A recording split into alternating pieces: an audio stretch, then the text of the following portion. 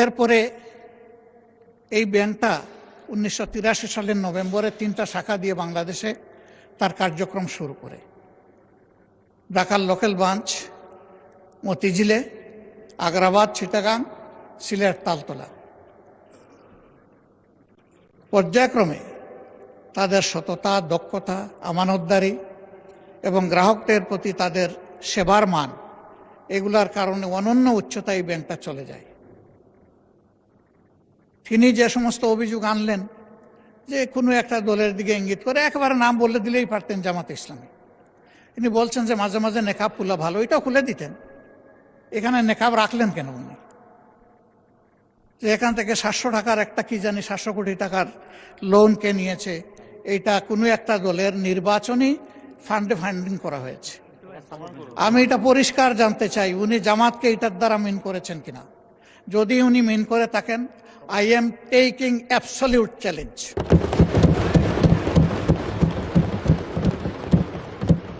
তিনি এটা প্রমাণ করতে পারলে আমি তাকে একটা মেডেল দিব পার্সোনালি।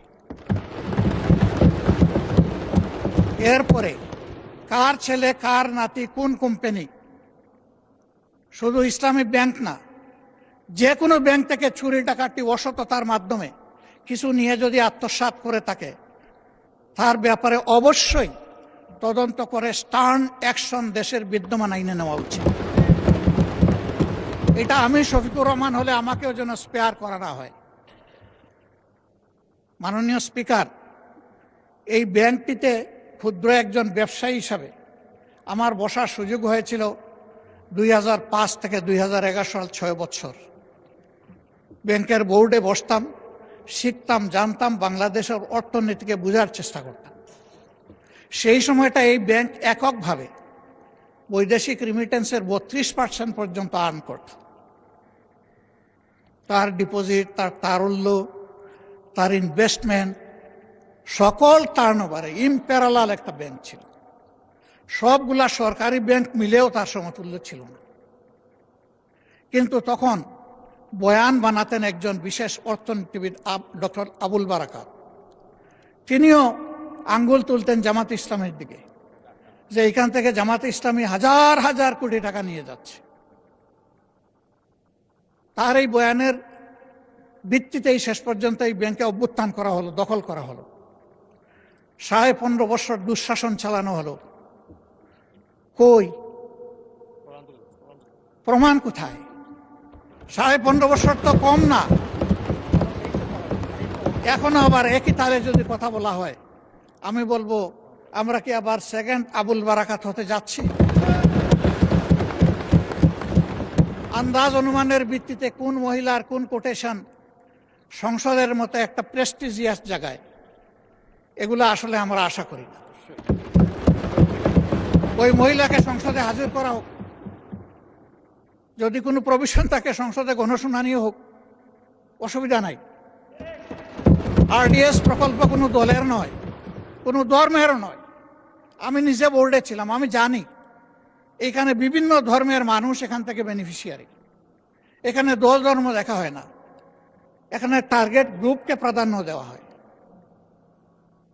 উনি কত 11,000 কোটি টাকার একটা রেফারেন্স দিয়েছেন। কে নিয়েছে এটা? আমি, আমার সহকর্মীরা? যদি এরকম হয়, দলের ফান্ডে যদি 1 টাকাও আসে, আমি বলবো সার্চ লাইট দিয়ে এটা তালাশ করে আমাদের বিরুদ্ধে যেন অভিযোগ। মাননীয় স্পিকার, আপনাকে ধন্যবাদ। আমি যা আশঙ্কা করছি সেটা এখন বলতে চাচ্ছি। ব্যাংকে পরিবর্তন যে কোনো সময় আসতেই পারে। ব্যাংকের স্বার্থে আসতে হবে, গ্রাহকের স্বার্থে আসতে হবে, মালিকের স্বার্থে আসতে হবে। আমি এই ব্যাংকের একজন মালিক। আমার 10 টাকা মূল্যের একটা শেয়ার আছে। আমি আমার এই শেয়ারের দাবি কখনো ছেড়ে দেব না। আমার এই 10 টাকা মূল্যের শেয়ারের পক্ষে আমি আমার রাইট ধরে রাখার জন্য, এস্টাবলিশ করার জন্য যা করা দরকার তাই আমাকে করতে হবে। আমি তার রাজনৈতিক পরিচয় করব না, আমি করব এই ব্যাংকের একজন গ্রাহক হিসাবে, একজন মালিক হিসাবে।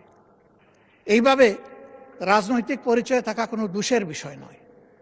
আর এই ব্যাংকের গ্রাহক শুধু জামাতে ইসলামের মানুষরাই নয়, এই ব্যাংকের গ্রাহক বিএনপির বহু লোক আছেন, আমার পরিচিত অনেক লোক আছে, অন্যান্য দলের আছে, অন্যান্য ধর্মের আছে। এটা সকলের ব্যাংক। এই ব্যাংক একক কারণ, ওই ব্যাংকের গায়ে লেখা নাই যে এই ব্যাংক এরাই শুধু সুবিধা নেবে বাকিরা পারবে না, এরাই শুধু গ্রাহক হতে পারবে বাকিরা পারবে না, এই ধরনের কিছু লেখা নাই। এগুলো হলো বানায়ট বয়ান। ব্যাংকটাকে ধ্বংস করেছেন শেখ হাসিনা এস আলমকে তার হাতিয়ার হিসেবে ব্যবহার করে।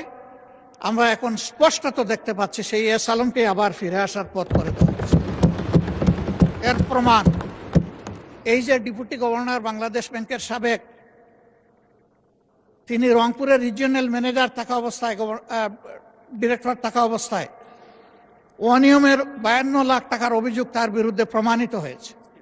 তাকে তখন শাস্তি দেওয়া হয়েছে।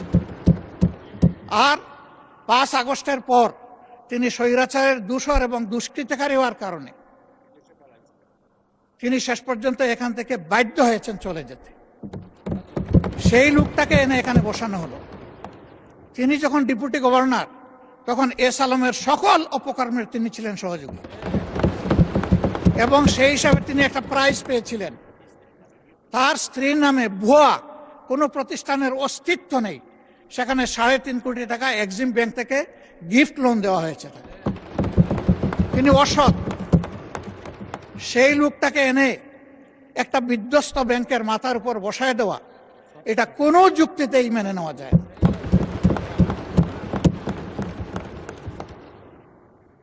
সরকার অবশ্যই সব কিছু চালাবেন, ক্রেডিট হলেও সরকারের, ডিসক্রেডিট হলেও সরকারের, কিন্তু জনগণের পারসেপশনটা কি এই ব্যাংক নিয়ে, এটা অবশ্যই সরকারকে বিবেচনায় নিতে হবে আমি মনে করি।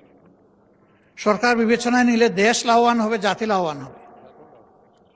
ইসলামী ব্যাংক কোনো কারণে যদি আরো ক্ষতিগ্রস্ত হয়, আমি ব্যক্তিগতভাবে মনে করি বাংলাদেশের অর্থনীতি মাটির সাথে বসে যাবে। আস্থার এটি একটা পিরামিড। এই পিরামিড হেলে পড়লে অথবা বিধ্বস্ত হয়ে গেলে ব্যাংকিং ব্যবস্থার উপরেই মানুষের অনাস্থা তৈরি হবে, এবং এই অনাস্থা বাংলাদেশের জন্য কোনো ভালো বার্তা বয়ে আনবে না। যারা রিমিটার, তাদের কষ্টে অর্জিত টাকা বাংলাদেশে পাঠায় পরিবারের জন্য, দেশবাসীর জন্য, তাদের মধ্যেও এখন অস্থিরতা তৈরি হয়েছে। আমি হজের সফরে মাত্র 11 দিনের জন্য গিয়েছিলাম।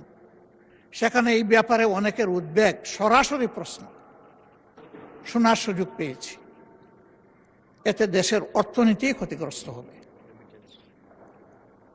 রেমিটেন্স প্রবাহ যদি বাধাগ্রস্ত হয়, আমাদের মাত্র 2টা সোর্স, একটা রেমিটেন্স, আরেকটা হচ্ছে আরএমজি।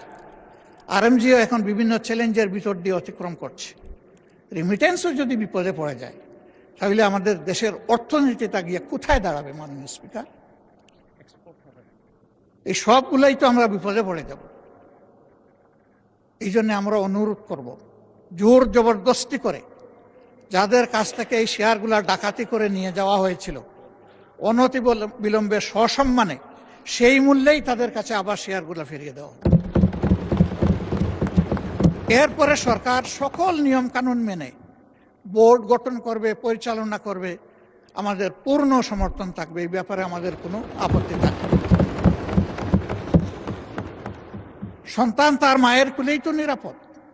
ওরা তো সৎমা হয়ে এসেছিল, ওদের কোনো দরদ ছিল না, ওরা ডাকাতি করেছে। এখন আবার যদি অসৎ লোকদেরকে দিয়ে এই ব্যাংক পরিচালনা করা হয়, যা আছে তাও শেষ হয়ে যাবে, উধাও হয়ে যাবে। আমাদের উদ্বেগটা এই জায়গায়।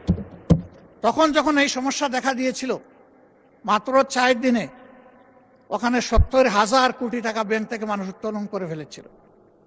আমরা একটু অনুরোধ জানিয়েছিলাম একজন গ্রাহক হিসাবে, ছোট্ট একজন মালিক হিসাবে, একটু ধৈর্য ধরুন, ব্যাংকটাকে বাঁচতে দিন। থেমে গিয়েছিল। এখন কি বলবো মানুষকে? এখন তো বলার কিছুই খুঁজে পাচ্ছি না। এই জন্য আপনার মাধ্যমে আমি মাননীয় প্রধানমন্ত্রীকে বিশেষভাবে অনুরোধ করব, বিষয়টা নিয়ে তিনি যেন সিরিয়াসলি ভাবেন। কোনো পূর্ব ধারণা থেকে নয়, বাস্তবতার ভিত্তিতে এই ব্যাংকটাকে বাঁচাতে হবে। আমরা বিশ্বাস করি এই ব্যাংক বাঁচলে, তার আগের জায়গায় ফিরে আসলে ব্যাংকিং ব্যবস্থাপনার উপরে মানুষের আস্থা আবার ফিরে আসবে। অর্থনীতির দুই চাকার এক চাকা ব্যাংক আর এক চাকা স্টক মার্কেট। ব্যাংকে আস্থা ফিরে আসলে অবভিয়াসলি হাত ধরে স্টক মার্কেটও আস্থা ফিরে আসবে। আমরা আমাদের দেশটাকে সামনে এক দেশ যাচ্ছে এটাই দেখতে চাই। আর লেম এক্সকিউজ এবং ব্লেমের যে বিষয়গুলো এখানে চলে আসে, এটা থেকে আল্লাহর কাছে আশ্রয় চাই। অলরেডি 5টা ব্যাংকের গ্রাহকরা রাস্তায় রাস্তায় ভিক্ষুকের মতো ঘুরছে। তারা তাদের বিনিয়োগের কোনো রেজাল্ট পাচ্ছে না, তারা তাদের আমানত ফেরত পাচ্ছে না। আবার যদি সর্ববৃহৎ ব্যাংকের একই বিপর্যয় ঘটে, তাহলে আমরা গিয়ে কোথায় দাঁড়াবো? মাননীয় স্পিকার, আজান হয়ে গেছে, আমার কথা আমি এখানেই শেষ করলাম। আমি আপনার মাধ্যমে একটা প্রতিকার চাই, ব্যাংকটা বাঁচুক, আমরা এটাই চাই। আসসালামু আলাইকুম।